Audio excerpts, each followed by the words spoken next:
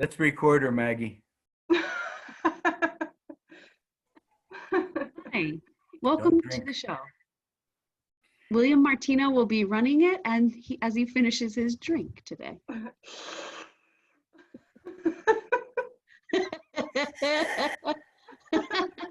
There's only green tea in there. Coffee. Imported from Japan. Sexual healing, baby, it's good for us. Makes me feel so fine, and it's good for... And he sings to us too. Helps to relieve the mind. Yes. Well, welcome to today's program.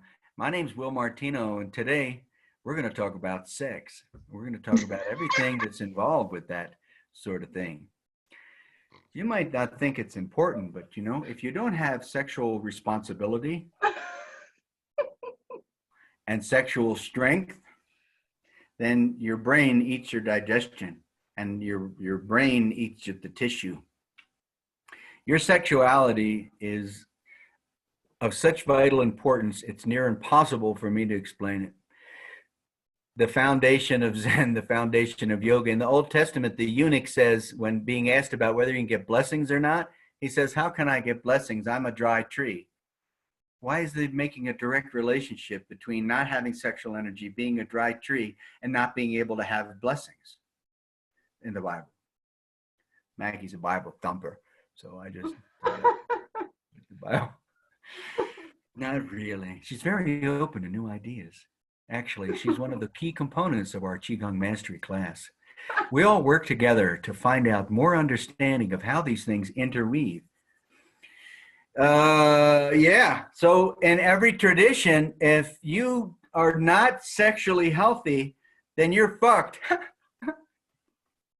All right, well, wait, stop right there. Yeah. Then what is the definition of being sexually healthy? Because I feel like most people don't know that definition. Thank you. It means that your body is in a stimulated state. It means that you're horny, except that it's a different kind of horny. It's a horny that is part of the energy of your body. It means that your behavior is regulated. Sexuality is one of the most polarized area of your entire mind. So don't feel bad if you're not perfect in your sexuality. Whether that means the masturbation or the visions or the total repression and ignorance. So to be sexually healthy means that at least you acknowledge that this is an important area of your psychology and your biology. And if you work with it a little bit, work with it meaning be aware of it, be aware of your sexuality. That has nothing to do with being sexually active. Sexually active is another conversation. I'm not going to get into that conversation much, but a little bit I will. But really, I would rather focus on what it means to be sexually healthy. Your brain can be out here in such shock, especially about the conversation of sexuality, that you have no body. You don't have awareness of your body. You could have awareness of your body and just like from here to here, because you don't want to be aware of down there. That's all messy and dirty and whatever. So how aware of you are your body? As you go down in awareness of your body, it becomes more dense and more dynamism. So sexuality is what fuels digestion. Digestion is what fuels the energy that comes up into the brain. But I think that's too much words. I better shut up. Maybe you all can ask me something else.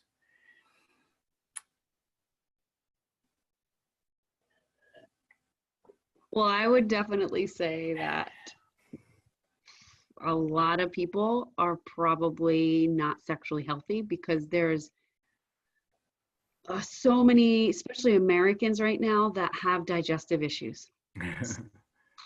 It's like, it's rampant, that problem.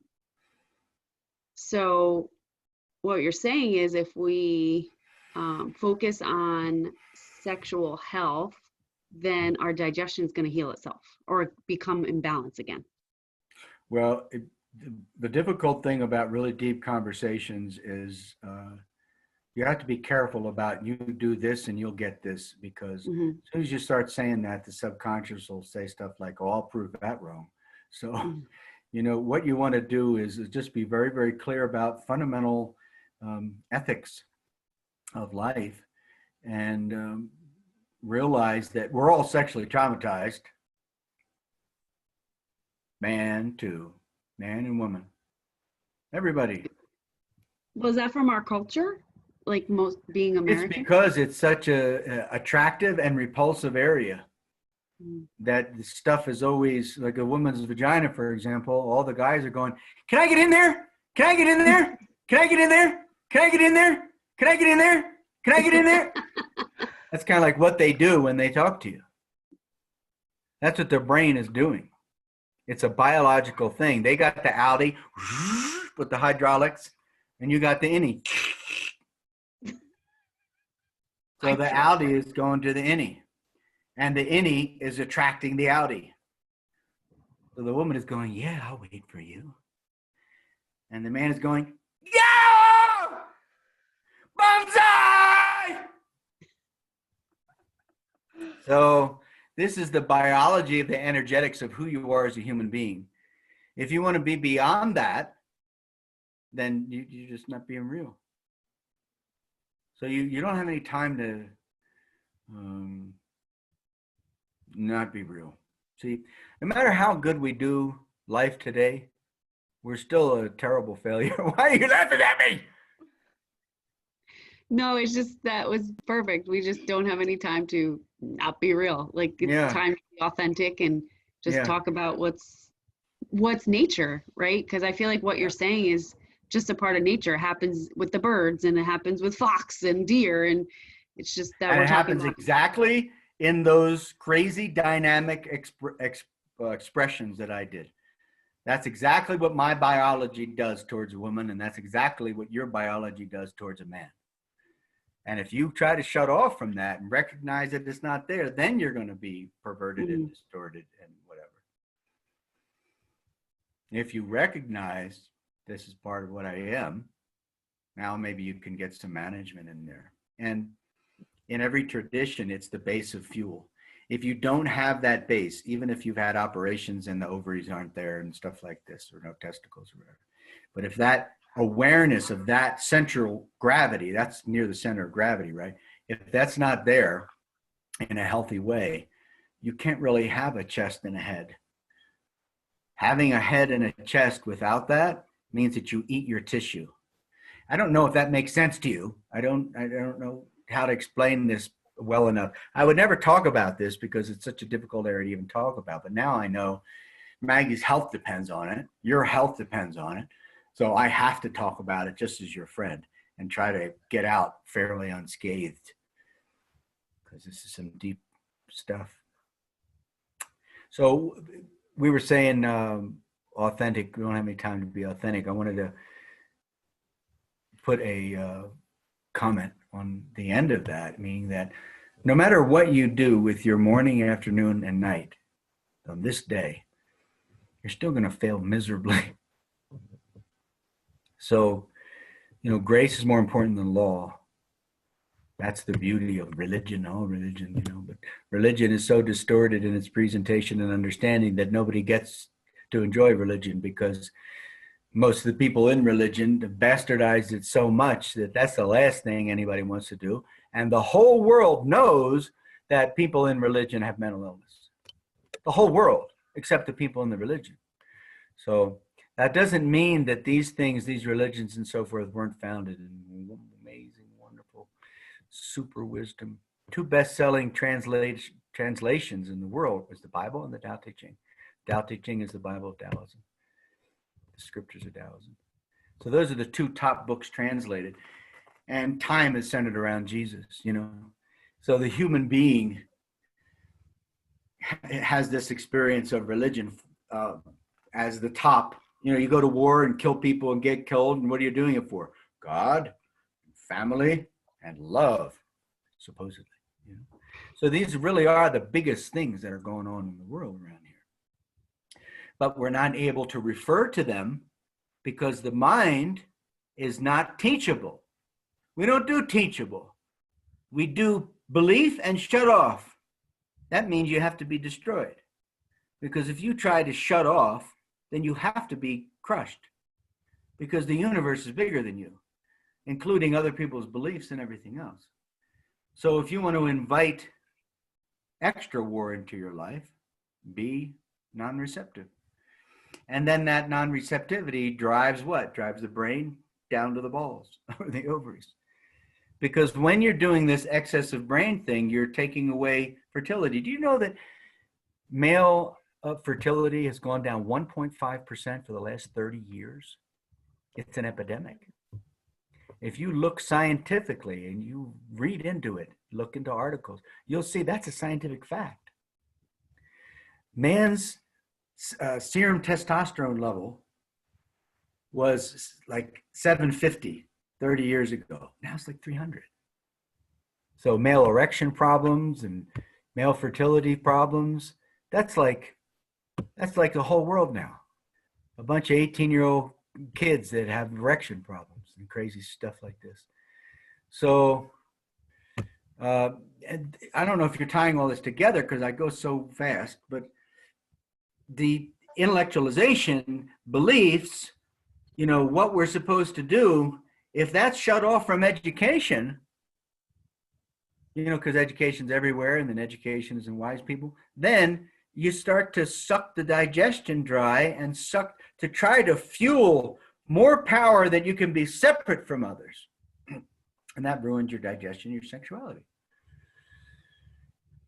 The spiritual person perceives God in the other person, not for something different. They always, you know, can find the best in the other person.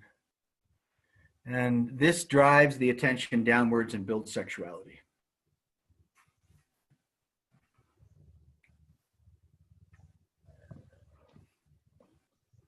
Why is it that, I mean, it might just be my opinion, but why do I feel that men don't seem to have near as many sexuality problems as women? It's like they can somehow turn that thought off and just channel, and women, we are so in our thought that the hardest part is to go down and kind of accept that.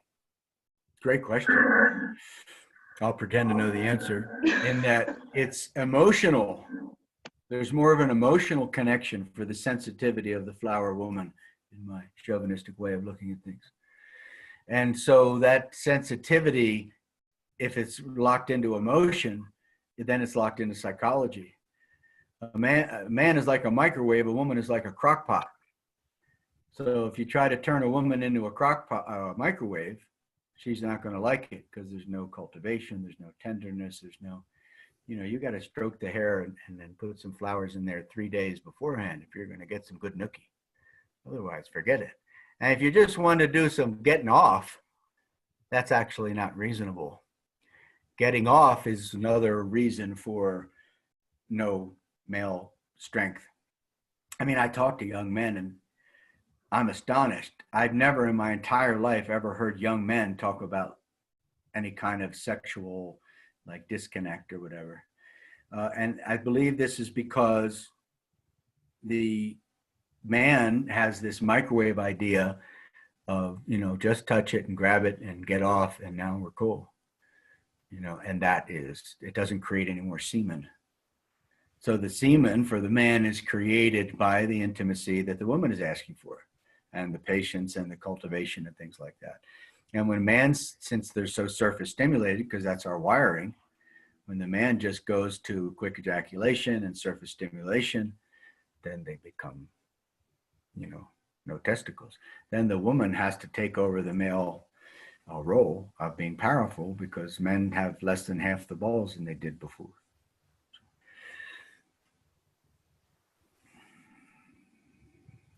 Woman, it's emotional. Men, it's touch. It's just a touch. But that's not the way it's supposed to be. But that's what we've evolved into because of having a mind that is interested in over there. You know, they have all this stuff about school and how we have to go back to school. I don't know what they're talking about. I don't understand what anybody learns in school.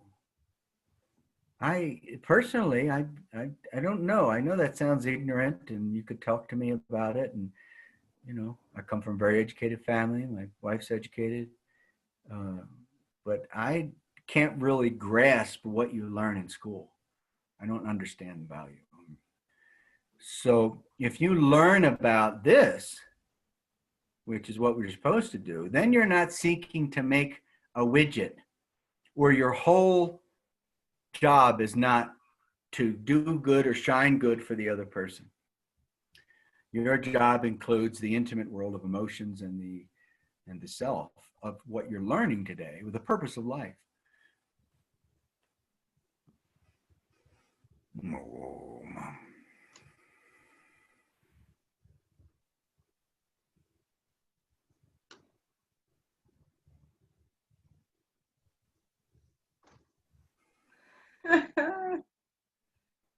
Silence.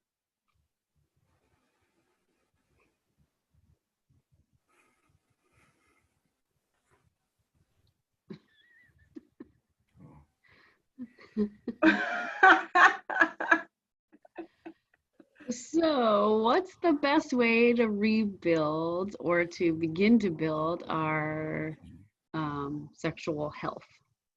You gotta be attacked. You gotta be abused. What that means is that if you take the covering off of your face and your head, then life is going to whack you. It's going to attack, and it's going to show you that your brain and your idea and your thought ain't right. Now you can come into your body. But we're taught to use this head and this chest and this body and this strength to go this way. Maybe the girl will look at me. Maybe they'll give me a good word. Maybe they'll approve of me. Maybe they'll help my business. That's all. Think of yourself as a cocaine addict, and you'll be clear on the track of enlightenment. Because when you recognize that you don't understand and that you're in process and things like this, the energy comes into your head and down into your body. Now you can get sensually nourished, and you can have some ovaries to you. The attention in yoga and in Taoism and everywhere, you know, all the traditions, comes down from the head. If you get a blessing in Christianity, or if you pray, what do you do? You're like this. So that's not just for over there, the separate world. That's for life, your daily life in relationship with that husband, no matter what he's doing. I don't know what anybody else is doing. I posted on my Facebook that I don't know who's going to be president next, but my future depends on me. So this head has to feel safe enough to, what happens with the love and sex? You know, I wrote that book, right? Or you're supposed to ask me. Did you write a book? I was going to text, I was going to say, yeah, well, anyway. When you, so you fall in love, right? You see somebody you like, and then all of a sudden they're like,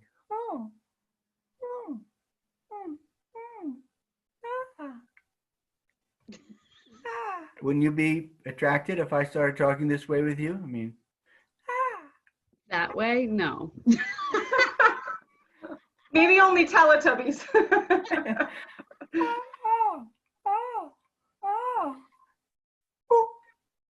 I think there's a fine line with that though, because you can overdo and it feels like, oh, or there's that fine line. What I'm speaking about, my dear Andrea, yeah. is that your nose and your lips and your eyes and your ears become receptive to touch. Yeah. When you want that other person on you and you want the sex and everything. like Master Shi, he's just a hottie. Right, exactly. Like Oh he my can lay on top of you, no problem.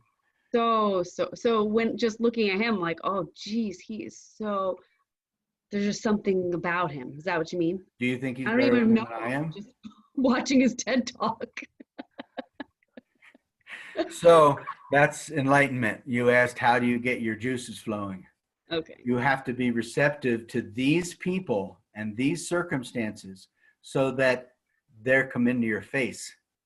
You start to have the nose and the eyes and the ears and the blessing. When you first fall in love, you know, this is the kind of attitude you have to have with humanity.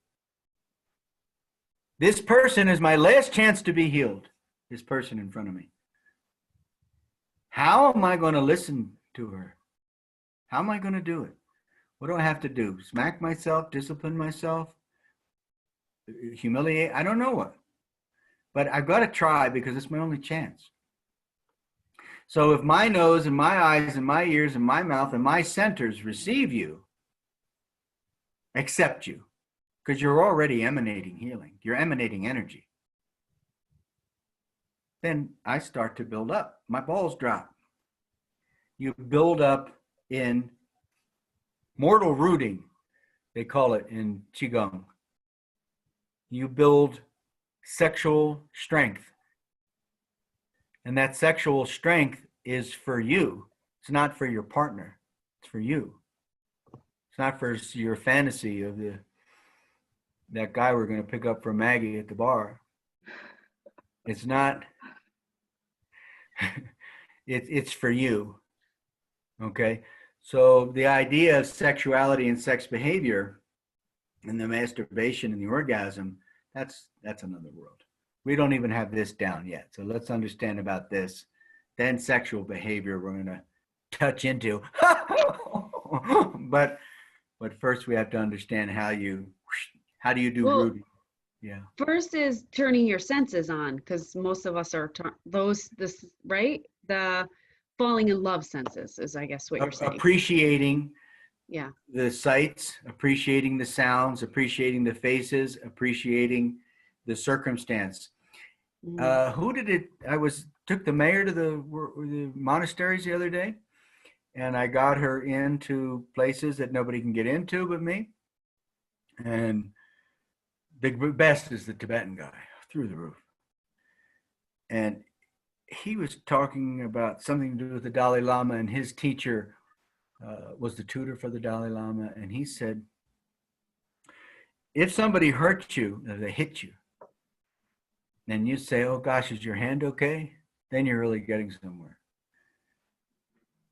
So this is the attitude of having no choice but to transform the rejection of others, not in first step fuel. See, there's 3 steps. The first step goes to the second step. The second step goes to the third step. It's how process happens. If you cannot feel safe enough to expose your personal issues and allow yourself to not understand or to be scared, you know. In other words, allow yourself to really be embraced in not understanding and confusion and addiction and compulsion and wrong behavior and confusion and genetic predispositions towards diseases and, you know, whatever, trauma. If you can't really trust right now, then you're not going to go to the second step, and you're going to make more pain happen. You're going to have a stronger hit happen, because that'll shut you up, and that won't work anyway. The only thing that shuts us up is when we surrender to grace.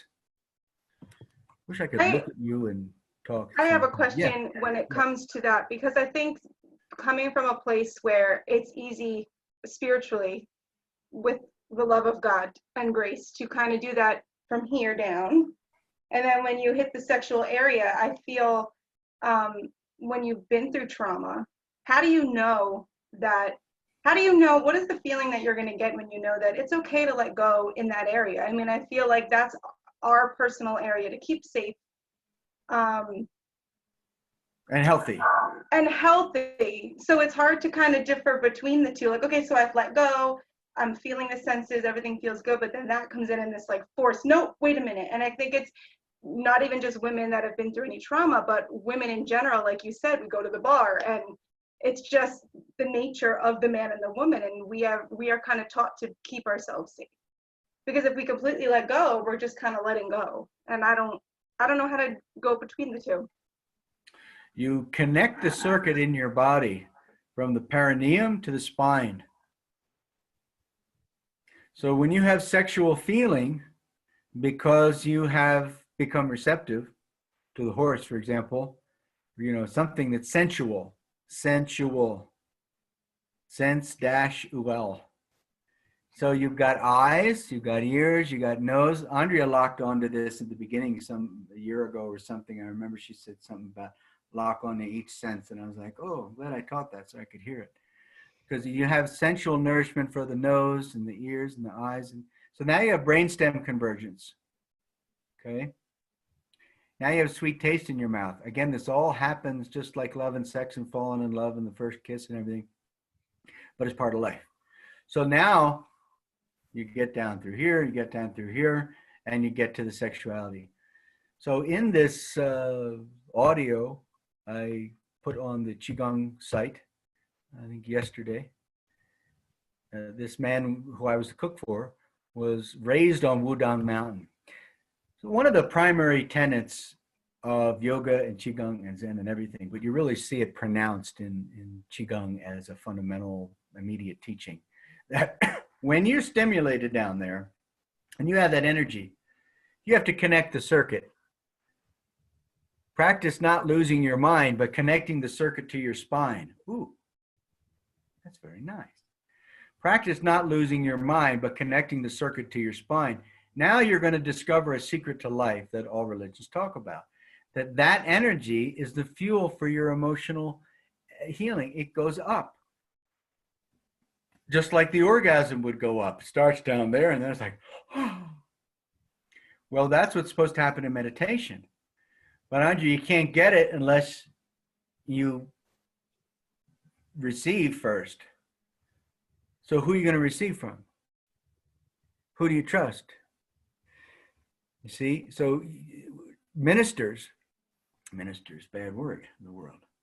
That's why I'm always on you, Maggie, about this Christian and everything, because the whole world's a minister. What do you want me to have my children abused? You know, as soon as they hear the word minister, that's like a one-to-one thing. And you know that that's not the real deal of Christian faith and everything, but I want you to be open.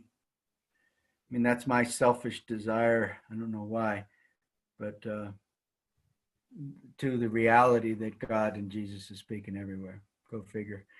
Anyhow, yeah. So you get that sexuality, and it says in that audio, don't burst out into orgasm. Or in your mind, don't now become Miss Sex Slave and go and get 3 guys.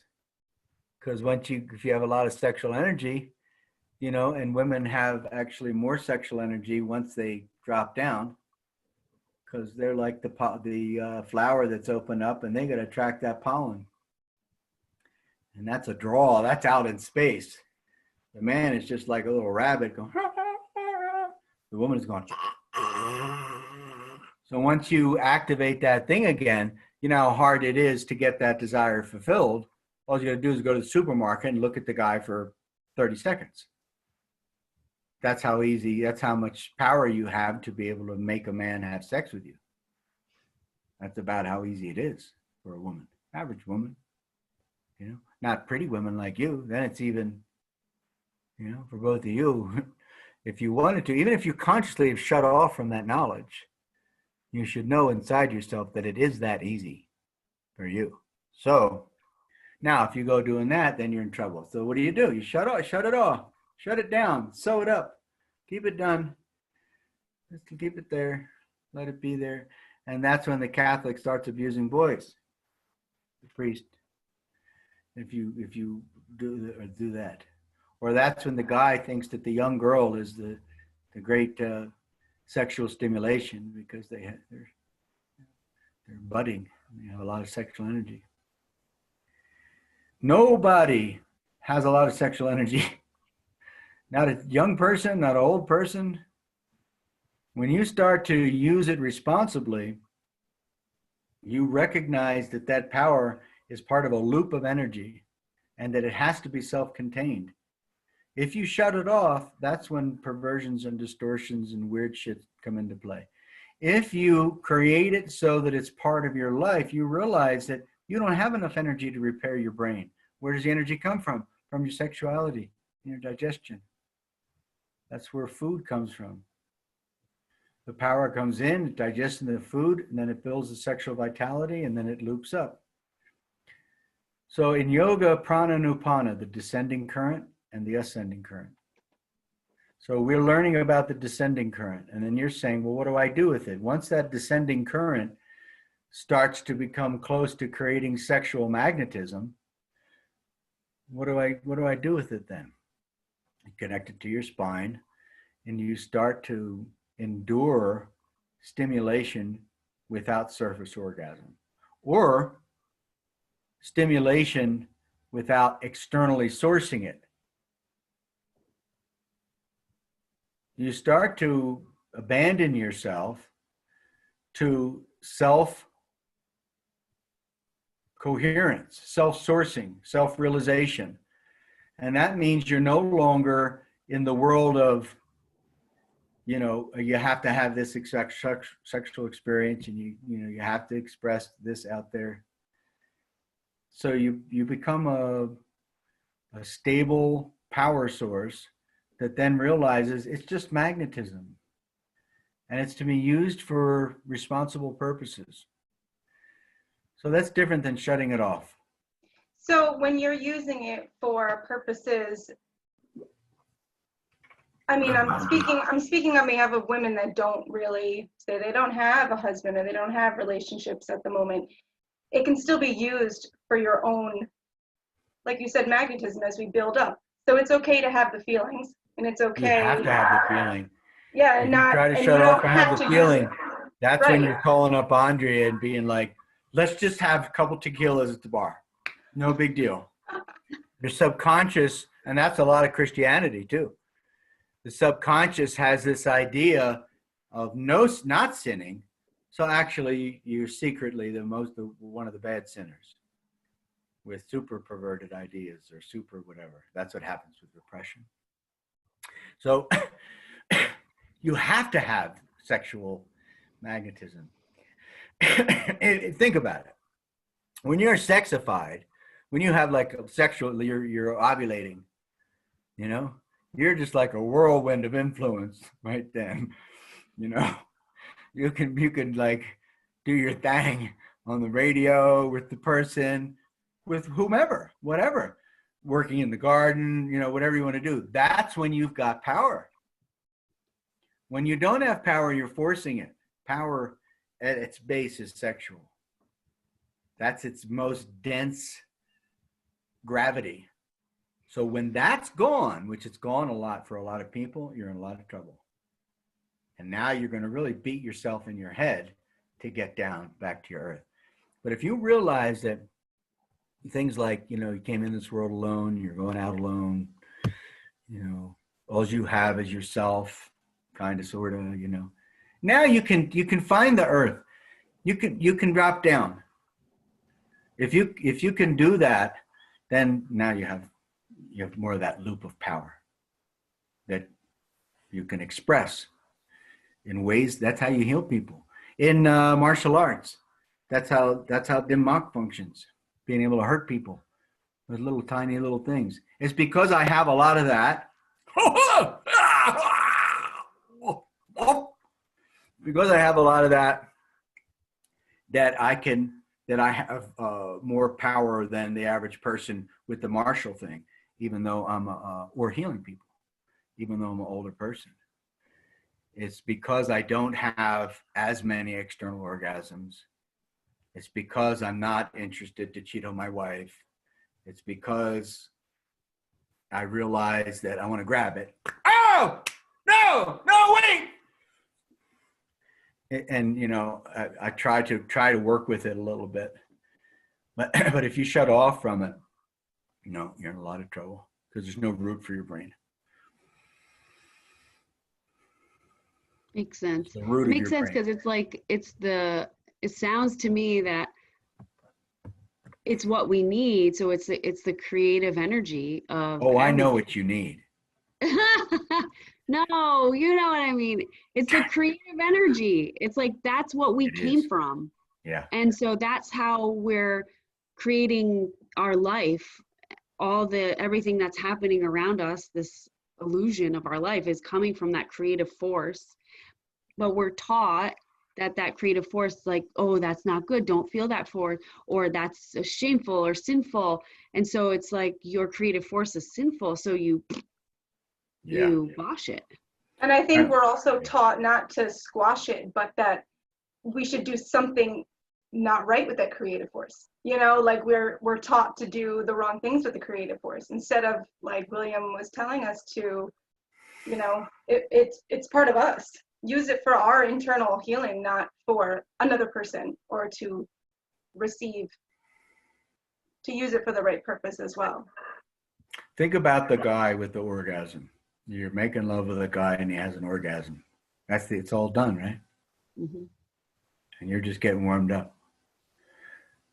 So what if a guy doesn't have an orgasm all the time when he's having sex with the lady? Can you imagine what that does to his touch? So now the guy touches the woman night or day, whatever, and the woman goes, ah, ah, because they have the magnetic power, right? You could see how that would be true for a guy, yes or no? Mm-hmm. Yeah. What's true for you too? And it's got nothing to do with sex. It's got to do with orgasmic feeling. So it's something I'm trying to understand my whole life, and I don't think I understand too much about it because the compulsion is so strong. You know? Well, But I to feel begin like to understand. that brings you into, you know, what you said before about the mind, you know, because the compulsion is strong. So all of a sudden the mind just goes like nutty and doesn't know, like, oh, I feel this feeling. Oh my God, I got to get relief. And instead Right. of, what do I do? What do I do? And so it's almost like a whole new pathway in the mind has to get stimulated for the energy to rejuvenate itself. For you to think through and ask me questions, you know, it's just so wonderful for me. I want you to know that because this dialogue and going back and forth is, you know, whether it's you answering a question or me answering a question, it's what concretizes wisdom. You know, if you can't have this kind of dialogue with other people, then you're not going to mature. So you just need to create it in your life, how you're going to do it. A new pathway. I mean, it's just wonderful. So would you like to have an orgasm or would you like to live an orgasm? Oh, I'd like to live it so I can like be like a fairy and just walk around all day like that. Listen now. And it's And grounded. it's a way that you can say something and other people are very influenced by it. You know, and it's all to do with your feet. This is all the big giant feet world from now on for us because the world is losing its feet, right? Because you're so afraid about what happens next.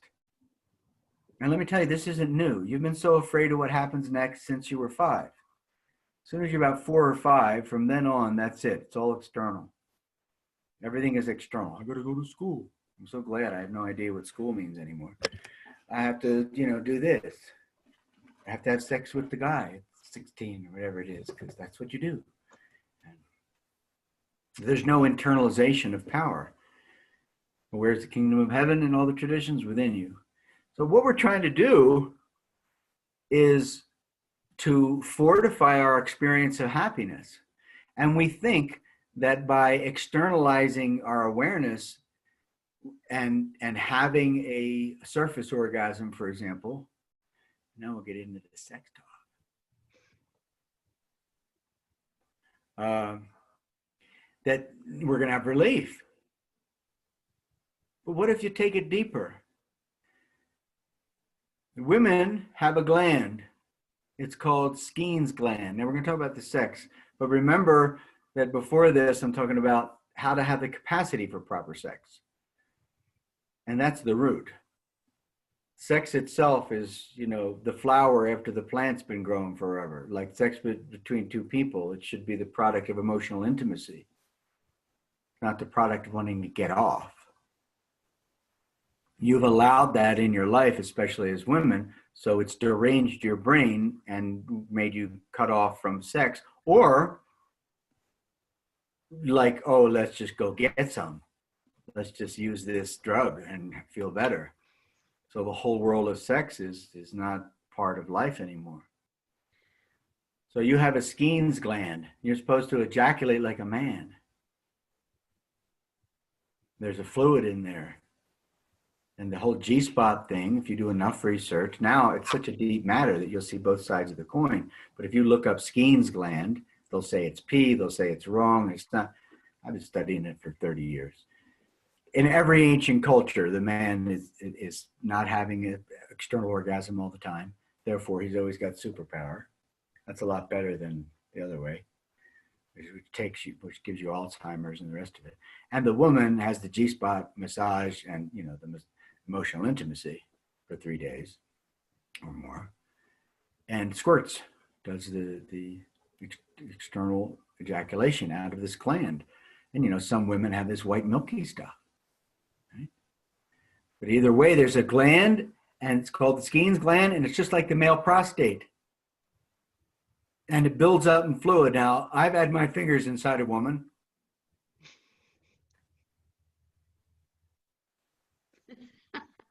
And I can tell you that it puffs up. So in doing this whole G-spot thing, the area puffs up. I felt it plenty of times, like a lot of times. And because I'm a very experienced man. Oh, no. No, I felt a lot of times, and it puffs up. And if you push on that thing, and then the woman's going.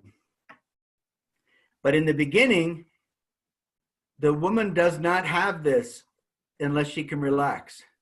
You can't feel it in there, in the ridges and up behind the pubic bone. It doesn't puff up. So it goes from this to that much thicker and puffing up with that female cum. And then you press on it, and depending on the cycle of it, is you have a squirting orgasm there, or you start over again. And the whole thing is the emotional intimacy and the massage. And if the man doesn't have some balls to him, there's no influence. The woman doesn't let the person in. There's no, it's like, it's not going to make a good baby. So you just automatically shut off. And then it becomes, oh, let's do the clitoris forever and have one of those. And all the energy becomes focused on the outside of the vagina and in the outside of the psyche of the woman. And now everything's external. And that's the whole curse of our entire lives. Can you imagine we trade the external world for the internal mystery? Or we trade surface sex for emotional intimacy sex, and you first fall in love and become happy. Love and sex is the alchemical ingredients that makes you a superwoman, or that makes the guy a superman. And then they can do anything. They sleep better, you sleep better than you ever did, and you wake up and it's a whole new world where the air is clear between you and the other person. The power has returned to your court. So you got to understand what you want to do with that power. And all of it has a sexual basis. All of it has a sexual root. But I don't think that your mind understands what the word sexual means. But that makes sense why people are addicted to it. Yeah, it's just like a drug or something. Yeah, because like everything is clear. It feels so good. It's like you're looking at a new world. So that's, I could see why, I mean, believe me, a long time ago, I was like that. I was like, okay, where's the next guy? Because that's a great feeling. And like you said, having the power. So I could see why that's addictive in our culture. And the way that it comes, just like the way success happens, is, you know, in the preparation and in the details and in creating the root. And then once you have the experience, then you're attached to the flower.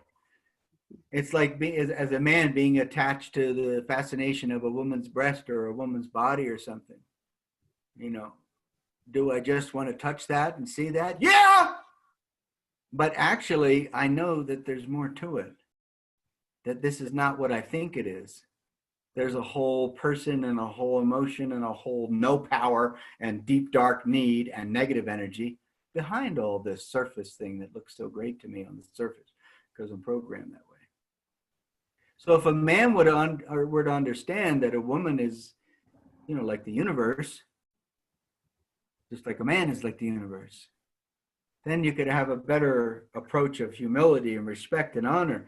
What I was getting at in starting this conversation is that the power to have that experience, Andrea, came from the touch on the nose and the brush on the cheek and the kindness and the listening.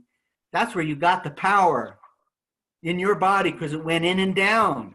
Feel it, what I'm saying. Nothing to do with sexual act. It's your senses. Okay, your senses. Now the face shines inwards and you get the sweet taste in the mouth. And you start to eat the invisible food that Jesus is talking about. Why does Jesus say, I have food to eat you know not of? And why does Jesus say, believe on me and from your belly will flow rivers of living water in the original Greek? What? What does that mean? Sounds like a lot of orgasms to me. You believe she said that, Maggie? Yes, I do. Okay. So you learn to have rolling orgasms. Rolling orgasms. Male multiple internal orgasms leads to a constant cycle of energy that can cause woman multiple rolling orgasms. But what I'm trying to focus on for you, thank God I'm so mature and responsible, is that it's the touch on the face and it's the listening ear and it's the kindness and it's the honoring you as a person. That's what you want from the man, right? For the sex. I mean, if you really want the best sex, isn't that the way it's going to happen? Like when you first fell in love and everything. But the mind automatically learns about the orgasm. Then they're like, I want that. So you forget to draw the bow to shoot the arrow. There's no more drawing of the bow. There's only a bunch of arrow shooting. Draw the bow a little bit. And you become compulsively addicted to the sensation of the orgasm so much, just like any drug addict, that you'll get it with the surface clitoral orgasm, and you'll get it by stuffing anything in there you can, and whatever kind of thing. And the more perverted and distorted it becomes, the more you can make some kind of orgasm happen. So you have to become more harder, in the wrong sense of harder, to eke out another little orgasm. So remember the root to create the bloom. The root is your face has to shine inwards. You have to find out how right now you have another chance to be a student, to be the only person that doesn't know, to be the only person that's confused. I'm taking this Gracie Jiu-Jitsu class. I was selected out of 2,300 men to be part of the toughest guys on the planet, physically toughest guys on the planet. And I'm actually doing live classes with for me, it's, it's like training with a real Jedi. It's beyond martial arts, it's like people around the whole world. If you hear these people's names, and they'll be like, because of the kindest, most moral, most gentle. And their father, the guy I'm learning with, the two brothers, their father created the cage fighting. Created it. So they're extraordinarily tough. So I'm taking an advanced kind of a program there. And what I'm getting at is that I have to be very unskilled because I don't know these things that they're doing. I have to be very much not knowing and vulnerable and scared, and the student, and you got all these high-ranking black belts and regular people too that are on there. Well, anyway, it's that discomfort of like learning to ride a horse that is the source first step to being able to get to the second step, where all of life turns into your healer. All along it's been scripted. The whole thing, every moment in your life has been scripted for you to experience personal healing. And all the time, you were wrong, you were mistaken, and you didn't know. And now you're courageous enough to be wrong. So I have this video on me, and I'm with these guys, and I'm rolling on the ground, and my legs are going up here just by myself. And, you know, they're nice. Awesome, William, the guy said to me yesterday. Yeah. Because I don't have the ground fighting skills so much. And I can't say what, I probably know more about Dim Mak than anybody in the world. All I want to do is defend myself. But to be distorted, to be confused, that's the great key. So I don't ever know how well I'm explaining myself, but your face has to be receptive. That's how you're going to get juicy down there. And then when that happens, if that's not a problem, then because of your receptivity, not just because of dealing with your sexuality, are you going to be able to not disconnect that power from your psychology? And where's your psychology? In your biology. So your bones need some TLC as well. And you know, your shoulder, Maggie's got the right shoulder thing. You ever see her right shoulder go flying? That's a warrior thing, you know, right shoulder. She should do the Gracie with me. So how are you going to feel trusted where life has not betrayed you anymore? How are you going to do it?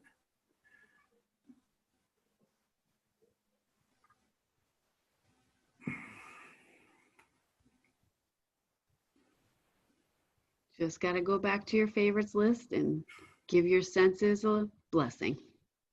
Now we learned something about the favorites for step 2 and 3. Could you enlighten us about that today? Because I felt that you were in a great place for me to share, and I set it up so that I could share about step 2 and 3 because I knew you were going to do that. I teach people for years, and I'm like, what's step 1, 2, and 3? And they go, well, 1 is when you go outside and you play with the trees. And I'm like, didn't I write down the freaking thing 4,000 times? Anyway, but because people can't slow down, they can't be receptive. So Andrea told me about step 1 in a very clear way. Why? Because she has conflict in her life, same as you do with the guy, and doesn't know whether that means she's bad or good or things like that. I mean, I feel the same way, you know. But when it's more extreme or it's just so maddening.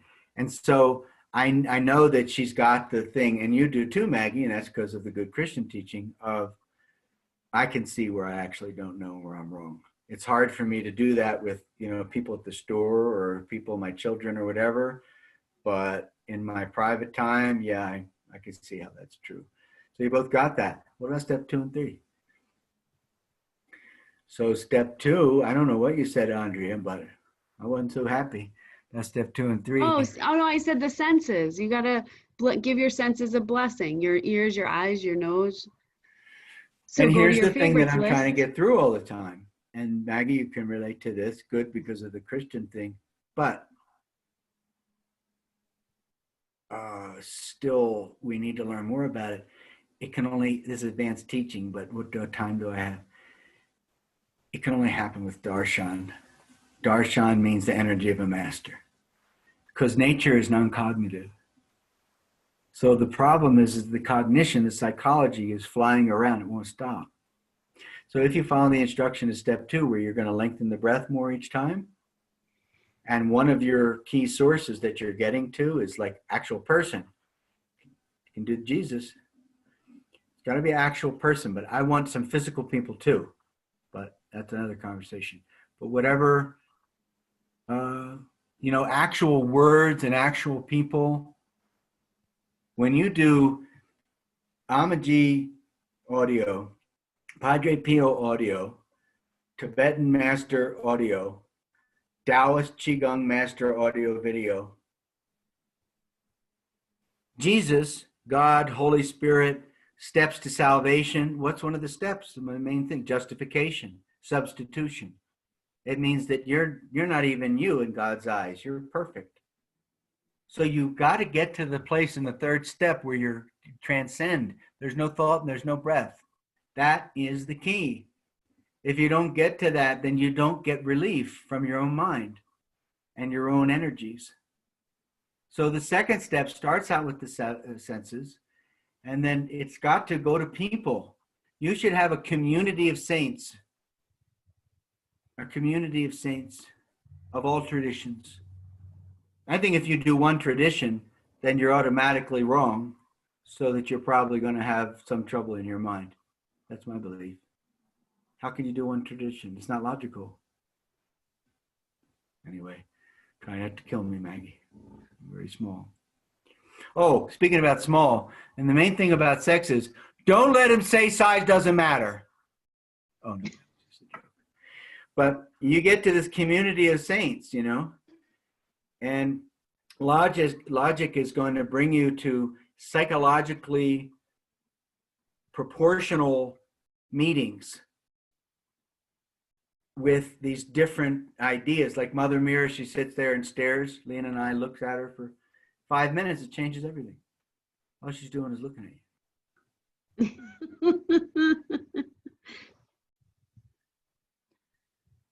She does blink. She does. Yeah, a couple times. Because when this psychology of that kind of thing, and then Amachi is does the hug, and she whispers in your ear, my daughter, my daughter, my daughter, and she holds you, that's another emotional thing, the psychological healing. You know? The Qigong, the Taoist master that says, go with the flow. Just trust. You're not the author here. So if it doesn't become like people, then it's a missing ingredient.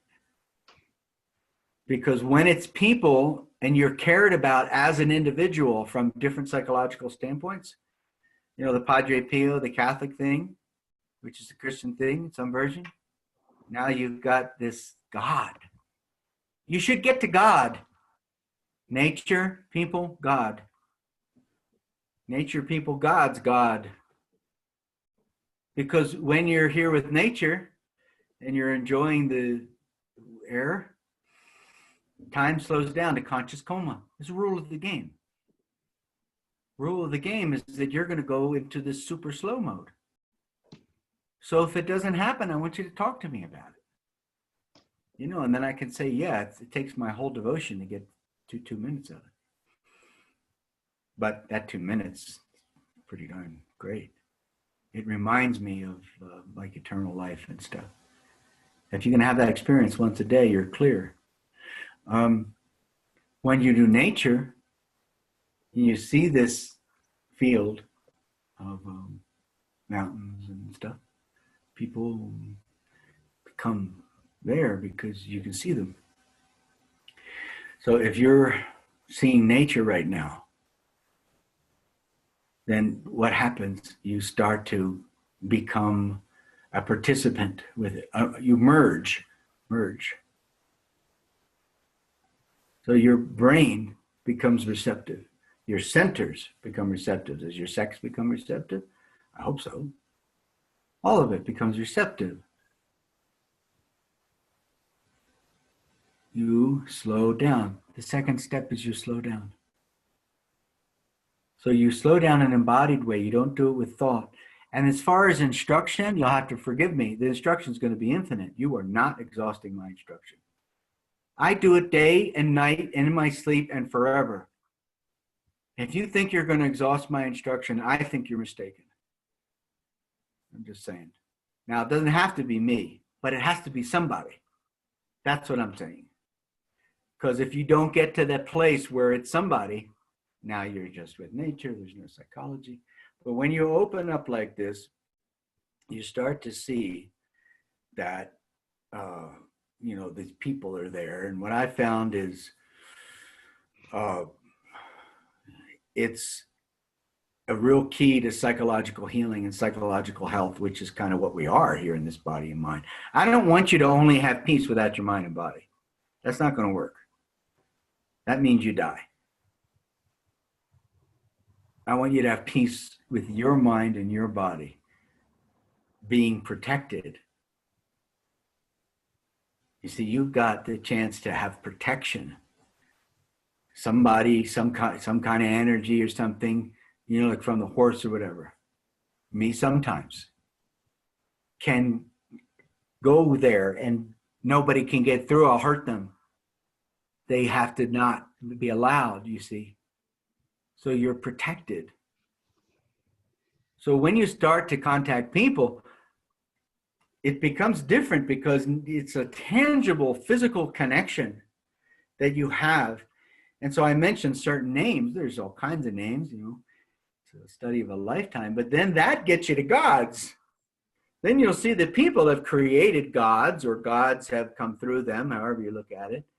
The God of love, the God of this, the God of that, you know. You could call a God an extremely wise individual, a person. Of course, we believe in the spirit world as well. But just to get a conception of what the word God or gods mean, well, what's a god of sex would be not just a person of lust and, you know, stuff like that. That wouldn't be the proper god of sex. It would be somebody who would be teaching you about what sex is as a mature woman for you. You know, a god of what? Money. You need money, right? So is there such a thing as a god for money? Well, you got to have fruit and something to eat. I'm not talking about devil stuff. It's another thing I'm going to beat the shit out of Christian mind.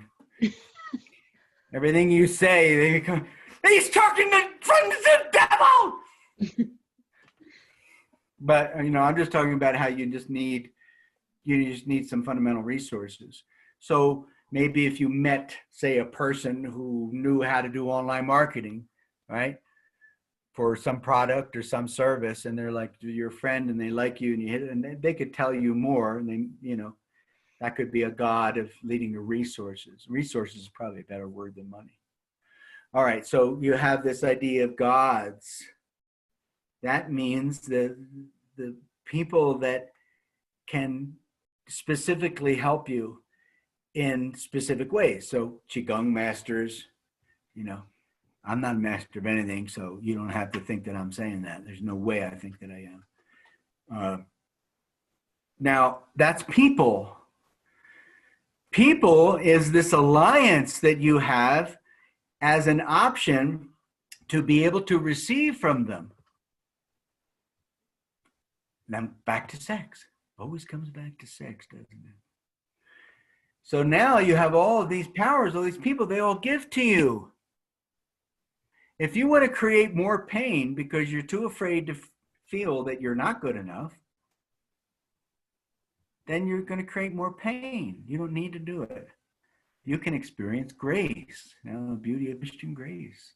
You can say, I'm going to be happy right now. I don't care whether I live or die or whether you live or die. Whether you're right or I'm wrong or I'm right and you're, I don't care about anything. I care only, I'm going to be happy right now. Why? I don't know. I had enough suffering. I choose it. It's my choice if I want to be happy right now. So you can choose the next 5 seconds to be happy. So from people, you know, comes resources. And this is, again, is just principles. I speak with such enthusiasm, but I'm just in process like you are, you know. But this is the things that I'm learning. That first of all, your whole life is devotion. Everything is a worship. Everything is meditation. There's no such thing as a separate life than that. You can't have a different kind of life because all of life is longing to give to you. And if your brain can be the recipient of all of life, whether it is easy or hard, then you receive. Your face receives. And when you receive, you start to build up and you start to become sensual because that's what happens. You build up power. Now your sex gets reawakened, and then you say, well, okay, let me just use it for myself. The hell with, if I use it for over there, I'm going to get a house, or I'm going to get money, or I'm going to get somebody liking me. Now, just forget that. Be celibate a bit, and just allow it to be part of your life. And now you're going to have the spirit world and your body. When you say the spirit world, that sounds evil, doesn't it? The spirit or something, and your body. So embodied enlightenment is the nectar of sexual essence that builds your bones. Your bones is what creates the blood in your body, the white blood cells. So your body becomes heavier. Your body becomes more rooted. It's not a power pack for the other person, it's a power pack for you. And the sexual nectar is what really builds that.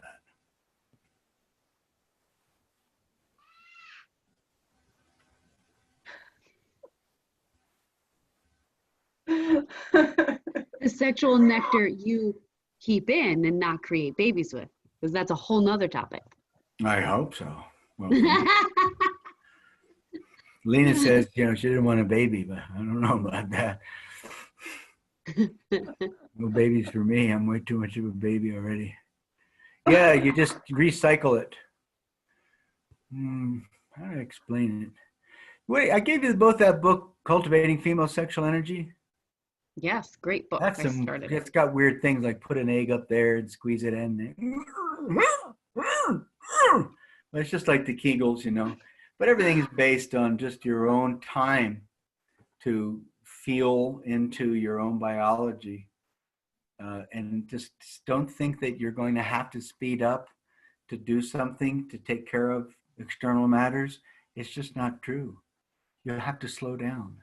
This morning, Lena woke up, and I'm already up for 10 hours, She's up and she comes out, and here I walking past, And I said, honey, come and sit down here. Sit down. And I said, today's my sex orgy class. And I said, sit down, honey, sit down. And she sits down, and I said, you know why we get ready in the morning? Because you got to get ready, You get ready to go to college, you get ready to get a PhD, you get ready to, what's next. You get ready for what's next. I said, don't get ready. Get ready to slow down. Get ready to meditate, Andrea. Get ready to take the rest of this day and everybody can fuck off. Just find yourself. I try all the time, and so I talk about it all the time. And I barely do it, but I get stronger still. And much sexier and manlier looking, as you can tell.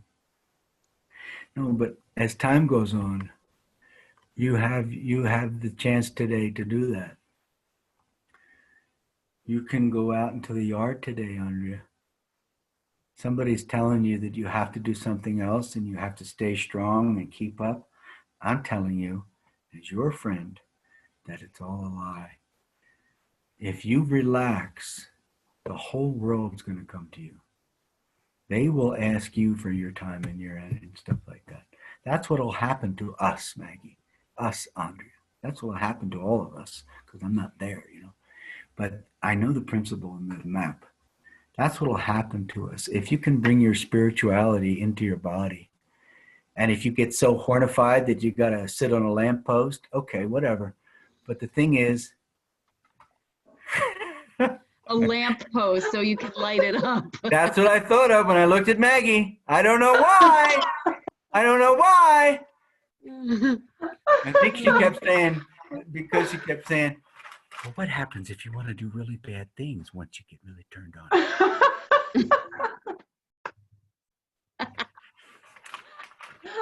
So, but no matter what, at least you could find yourself now. Find yourself now.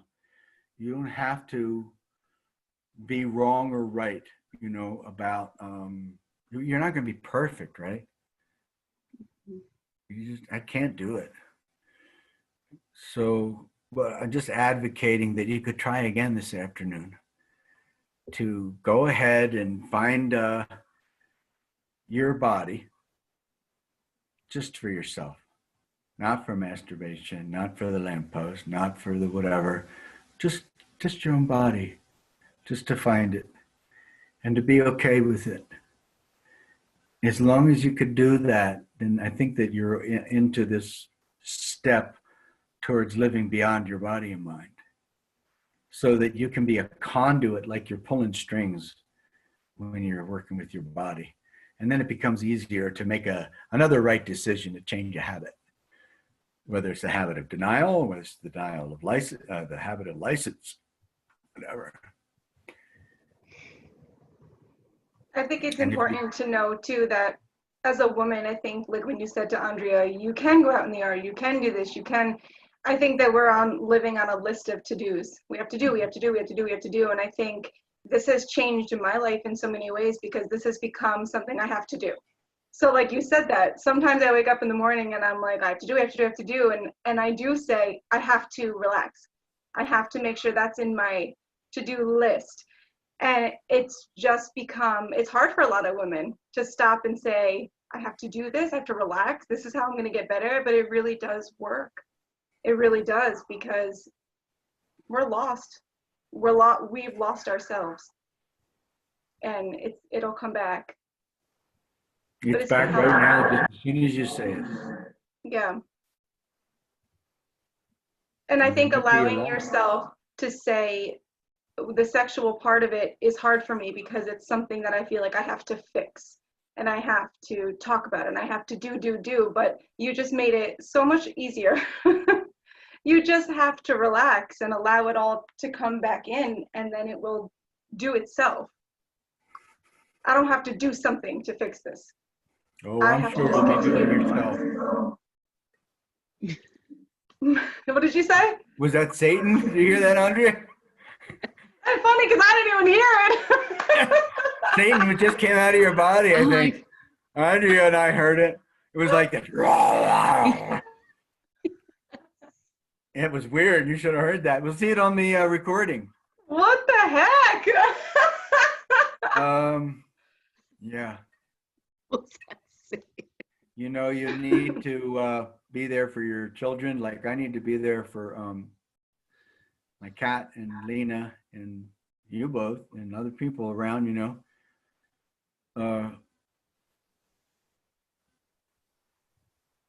So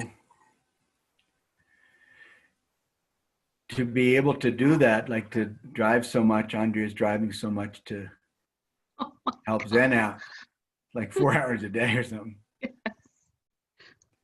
So you can sleep when you drive. I prefer to sleep when I drive. I think that's the best place to sleep.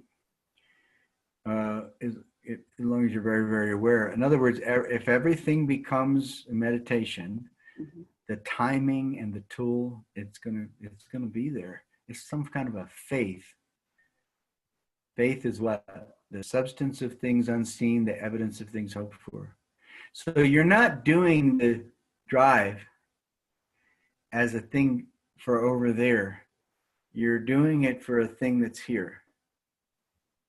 We need I to started provide that. support for her Yeah. and everything. So it's not exhausting, it's energizing. Yeah, I started that. And when I drive, I start to focus on my breath and like really breathing deep. And like I count when I'm driving. I'm like, okay, I'm just gonna breathe for an hour till I get there. And That's great. I have to say, the thought of like, oh no, I gotta drive. And then when I start doing it, I don't feel tired when I get there at all. So I'm grateful for these tools for sure. And you wait for her for 1 hour only and then drive 2 hours again? Is that how it goes? No, what I do is I drop her off at 9, drive home. Oh, Then I'm working, and then I drive back at 3 to pick her up by 4, and then Oh, drive home. So, okay. yeah, Okay. that's how it gets to 4 hours. So it's 1 hour one way? hmm Wow. Yeah, and actually the other day it was a nightmare to get there Oh, because there was a tornado and I was driving in the heart of the storm, and I was like, I have to get there. So my kid is there. But I was like, okay, it's just stay calm. Stay calm. I'm safe. But meanwhile, the trees are like whipping. They're falling down in front of me. Every road I take wow. is blocked. And I turn and another block and another block and another block. And I'm like, I can't take anymore. What is this? This is like my life right now. And I was like, okay, Not no God, more. God, I gotta stop. This has gotta stop. And then I was like, I'm really lost. And I was really lost. My Jeep had no service. I was like, and Wow. the trees are whipping. And I thought, oh, can you just stand strong for me right now? Branches are hitting my car. And I made it, but I left my house at 2:30 and I didn't pull into the farm until 4:15. That's how long it took me to get there. And that was scary. I've never witnessed anything like that around me. And all I could think of is if it wasn't Zen, I would have bounced. Like, I'm done, I give up. Oh gosh, but I couldn't give up. So it was interesting. And coming home too, took forever because the storm was still whipping. And I was like, we gotta get out of here. You see Joe at home when you got home? Yeah, he was here. He didn't say, how are you? How are you guys? Hi, you had a nice long drive, huh? Can I How was get you your a hot chocolate? drive? He got stuck in that tornado. All the debris is still on my car. I have to get it You didn't off. say anything? You're driving in a tornado for 2 hours? Mm-mm. Nothing. Yeah. Only person who's gonna save you is your dang self. Well, what does Maggie say about that? God saved you. God got you through the storm. The more trauma we have and the more that we're sad, I shared with Andrea about my brother. My brother came to, the more difficult life is, the less we trust. And then the story about my brother. So my brother came into town about a week ago. And, you know, this is like East Coast Italian to the max, right? That's where I come from. And they all talk like that with the accent, like TV and stuff. So then yelling is how you communicate. He called me up and he likes to just show up, you know. Last time I saw him, I was walking out the parking lot in another area of Colorado where I lived at that time. And here he is, you know, driving from Florida, coming in the driveway. No notice, you know, doesn't say anything. So he called and I didn't answer the phone. I didn't know I was doing something when he called. And he left a message. Yeah, Billy, I'm in Colorado and we all miss you very, very much, especially me. I miss you more than anybody. And I want to come and see you, see the house. So call me back. Yelling. So that's the message. And then I called him back and I sent a message. Just let me know when you're coming. I didn't give him the address. I want him to call. Again, I want to have some control. So I called him, didn't call me back. And because I didn't like give him the address immediately and say, come on over. He's there with the son who has a drug problem now. And he's here to see his daughter and his son-in-law that I rescued from Oklahoma or I don't know, Georgia or something. They were big drug dealers and the FBI was stalking them. And I told them marijuana, luckily, and better than the other ones anyway. And I said, why don't you come to Colorado? Start over. Oh, when we get there, you're the best. You've been counseling us on the phone. We're going to give you money and it's so good.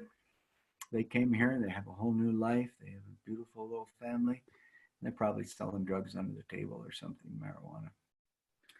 And of course, they never gave me a cent, never just dropped me cold.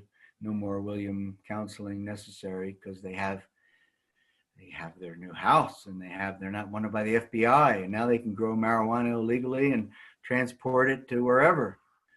I don't know. So anyway, then I didn't call him back. So then 4 or 5 days pass and I called my brother and yeah, I'm back in book already. You never called me back.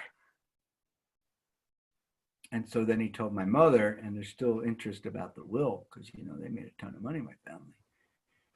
And then they when my father died, they must have declared him nuts or something and changed the will, because I never heard anything about it.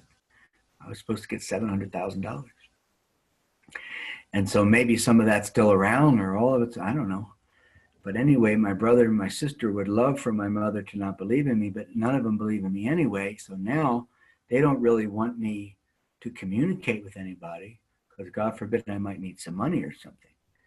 And that's like the worst thing you can do with a rich person, is ask them for money. You know, that's like, so, and I've done that. So they know it's possible. So anyway, so then he told my mother that I never called him back. He was in Colorado to see me. I never called him back. And now I don't know how I got off on that. Oh, because the more that things are hard, like the trees falling in the road, or family abandonment, or confusion, or sexual trauma, or feeling like you're a love slave, or feeling like, well, I don't know what, you know, feeling like now you have to fight for yourself and you're only you and you're alone and you're all, you know. It's all a wonderful opportunity to be abandoned in the lap of Jesus. It's wonderful. I had so much abandonment. You have no idea the trauma of my life. Someday I'll tell you. But I'm sorry, I'm not laughing at that. I'm laughing at that you always say that. And every time you say it, I get this image of like you being a really old man and me being around. Saying that, never telling you. Can you tell me now? just tough stuff. And well, when I see, like yesterday, the guy was crying because he's a massage therapist, and he's crying because he couldn't pay the rent and they ejected him, and he had to start a crowdfunder, and his family helped so he could get a room to live, and he had a daughter and all that. And so my point is, you're not in a war. You're not getting killed and killing, and you're not dying of disease that I know of. Be grateful and relax yourself. And start to trust, have a relationship with the cross of Christ. Meaning that traumas, hardships, and all that, it's to make you a champion. It's like a good thing. You know, Navy SEAL says, I'm only happy when I'm wet, cold, and in danger. I understand what that means. Understand that if you're abandoned, or that if you have some trauma or something like that, you know, like I said to this, I said to the guy on the TV last night that was crying and all that, I'm like, go lay down on the outside and sleep, and then go to the church and get a thing of food with your daughter. And you're crying about this. What's going to happen if some shit really hits the fan? You're a statistic. You're crying because you have to go from the one nice place to the other nice place, and you're crying on the news. I know that's my mean self. Lena was mad at me. But what I'm saying is that, and I have compassion for them, but I want you to not want more pain. So you want more pain because you won't accept the I don't really know how to solve this or fix myself. You won't accept that. And because of not accepting that it's apparently like a hopeless situation in that sense, like being good enough in the psychology and in the physiology, or that, you know, I have to trade having my soul for not playing a game and getting money with my family, because I can't do the trade. I don't want to do that trade. I would rather just, you know, try to be healed. My whole life has been about trying to heal myself. So the house and the money and the food and the people and the everything, it all becomes quite different when you really are aware that your body's aging and you need to heal yourself today. that you know, if you get lucky enough to be 95 years old and you're toast, then can you see that now? Let's say we're all 95 years old. What do you want to talk about? You know, because I'm immature and have problems, I'm infuriated that the world doesn't have a conversation of value ever. Nobody. We do. I mean, so you're 90, we're 95 now, something. What do you feel like you're cared about or not? Did I demonstrate enough or did I fail you too? Who the fuck is going to pass the test to where you feel cared about? Nobody's going to do it perfectly. You have to get it from a flower and the thing. Okay, so then make sure it happens. How are you going to get it from a consciousness? You put on the Sadhguru or the Amachi or the whatever, it's going to work. It's worked 1,000 times before. You read that scripture and you listen to that person and so forth. So I do it all the time, and it's still I'm a black pit of problems. But at least I'm willing to die to not trade it. Because it matters what direction you're going in, not where you're at. Because we could be the most disturbed elephant person in the world, and that's how we all feel about ourselves anyway. Nobody knows how messed up or how sad or how ignorant or how bad or whatever I really am. So you want to cry? Start crying. Don't keep going with the force of trying to understand everything or to make things happen or to be valued or I don't know. I have no hope for that. I just don't believe that it's possible anymore. I think that's a good, good starting point. Because then you just get little gifts from nice people like you. You just get a few moments of kindness here and there. And it's enough. And you can then get in the car and drive Zen to the thing. You can then bring out some lemonade to the pool. And now you're fulfilled. You know, Padre Pio, who's a great Catholic saint, had the stigmata. And hundreds of thousands. Funny thing about saints from different traditions is they all have hundreds of thousands of miracles. You got somebody saying of every kind of miracle you could think of. When you research a Tibetan saint or a Hindu saint or whatever, you'll have, you know, this much volumes of books of people saying this happened. After a while, you have to, you know, say, okay, it's real. He said, prize duty above holiness.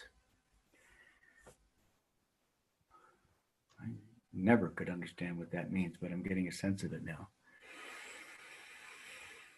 So one of your duties is your sexuality. You have to gain some peace of mind with your sexuality because it's the power of your life in the world. It's what gives you the power to say no or yes.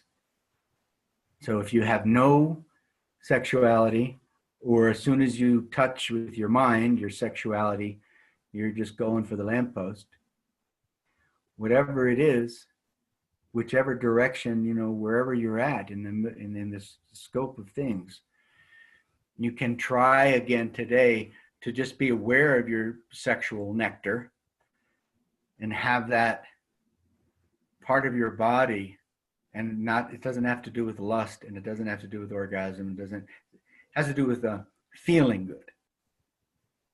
So that now your senses are open, just like the love and the sex and the waking up, and it's a new world. You can do anything. So that's the loop of energy in every tradition. Yeah. So it's not, I don't know. The only thing I can say is that you're not going to get it. You're not going to get to this. I want heaven on earth. Is it going to happen? I don't know. That garden is pretty good.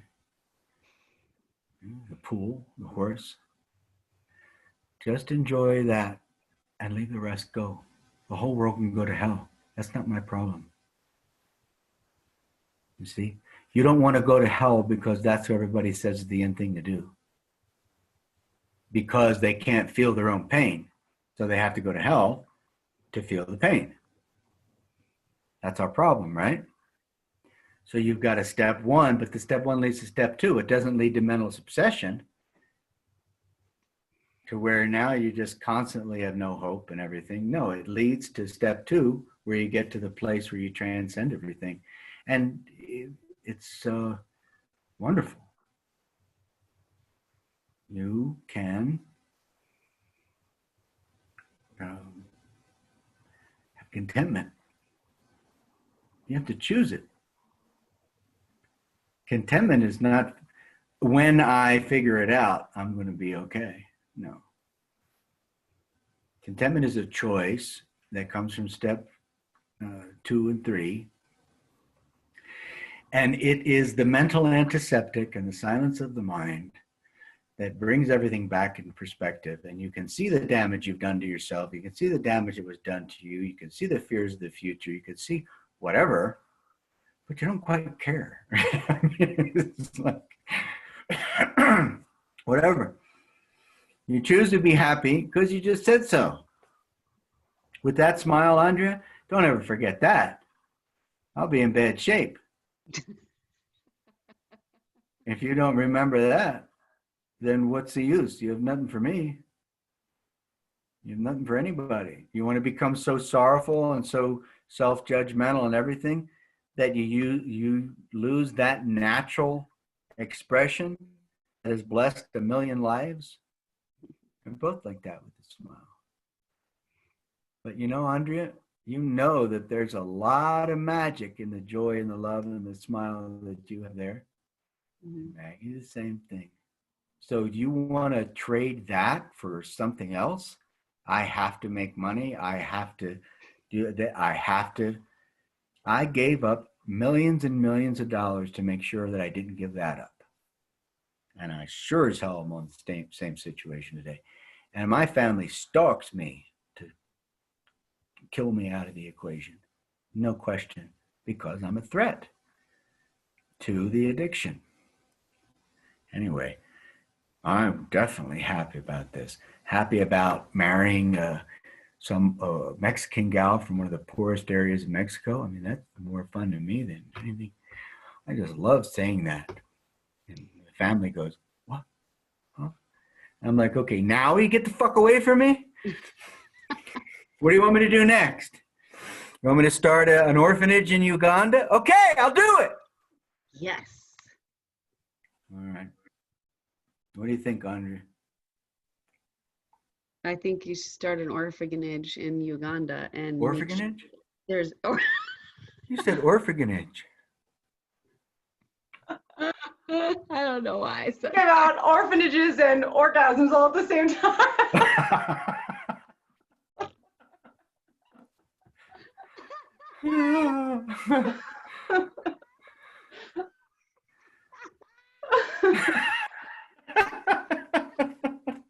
That's great.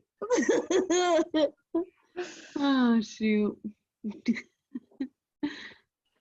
Yeah. When can there be nothing, you know?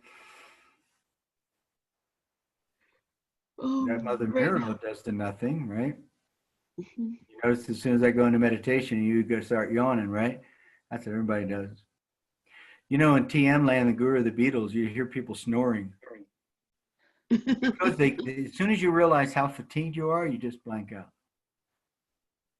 There's really not much ability to meditate. We don't have that. Kind of like just be here and let the world go away. But if you do that, that's good, because then when you go back to relationships and everything, you just have more insight. Yeah. So it's established thing in step 2 and step 3. Yeah. It's a hard thing to do nothing. That's the way you get everything done. It says in the Tao, they do nothing, yet no one is more productive. You devote your whole life to settling down, you're going to find that life wants to live through you. That means infinite energy. So, paint the deck, do the garden, clean the house, drives in, whatever. And then you can shape the people in your life to experience more nothing, or calm down time, you could call it. Calm down time can be very very different kind of experience. And usually we think we go on vacation, or just when we're horseback riding, just when this and this. But think about how wonderful it is, say, to have a very, very calm, nourishing experience, whatever that is for you as an individual. Why not make that a discipline?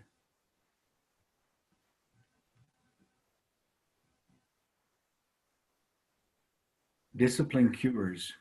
Discipline is not about the outside world. Discipline is about the self. And all I'm asking is that you discipline yourself to feel peace of mind, just for some, couple minutes a day, whatever it is. It's the only way that your problems get solved. And it's about trusting and letting go of everything. It's a funny thing. Really odd. And that's what pain and hell is supposed to do. It's like, okay, did you have enough yet? No? Okay, here's more. You still want to pursue the outer world? Okay, here's some more pain. But just 1 minute when something happens, it's satisfying. People don't have any satisfaction or contentment. And that relates to that whole conversation we were talking about a lot of time today too, right? No satisfaction, no contentment with that. There's no satisfying experience with that. How's that going to work? You shut off or become compulsive. The whole world's bipolar now. So you just say 10 seconds or 2 minutes or something. You say, I'm just going to enjoy the creek, the water flowing or something. It's just so literally impossible to explain. But I'm saying that the experience of something that you enjoy doing, you can learn more about it. Does it produce quiet in the mind? Did your right shoulder relax? Did your chest relax? Did you experience the opening of the ears? Did you get nourished in all the ways of the body? When you do this, everybody else is going to say, why are you paying attention to yourself? You're supposed to pay attention to me. That's not always true, because you don't want to be a drug dealer and promote addiction. You want to promote that everybody finds contentment.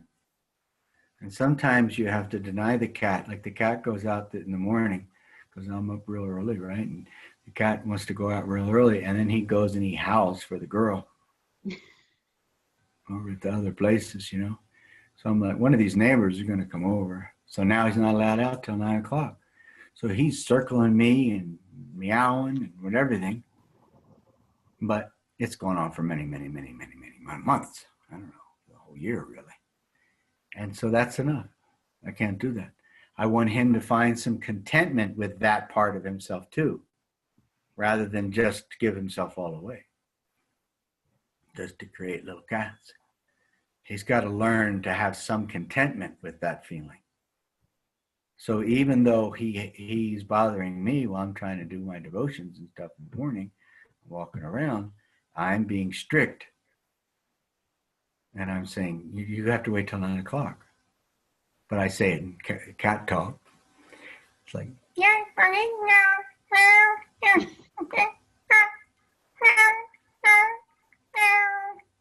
that means that. I don't know if you know that dialect, but that's to this area, Colorado.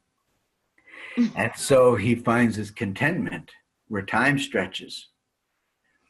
How much can you stretch time? You see how torturous I am with you with this stretching time, not letting you go? And the energy builds up in you. As much as I can get away with it, I'll do it. And then when you get done with this, you'll be like, wow, whoa, let's go get it. Hey, let's, and, you know, you're ready to go. So the more that we do this, the more the energy builds up. Why don't you learn to build up more energy by being more content and stretching time and saying to Zen, just wait a minute. Just wait a minute, pumpkin pie. Wait a minute, pumpkin pie. Ah, ah, ah, ah. Like that. And then she just goes, maybe she doesn't say that. All right. Questions, comments before we go?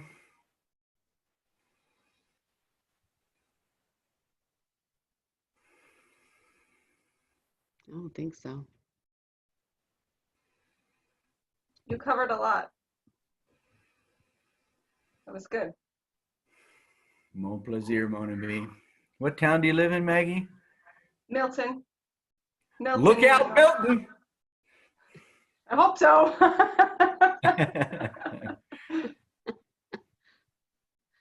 All right. Have a lovely day and think about it and put it on your my favorites list and talk to you all soon. See you tomorrow. Tomorrow. Oh, yes. Thanks for the reminder. Sure.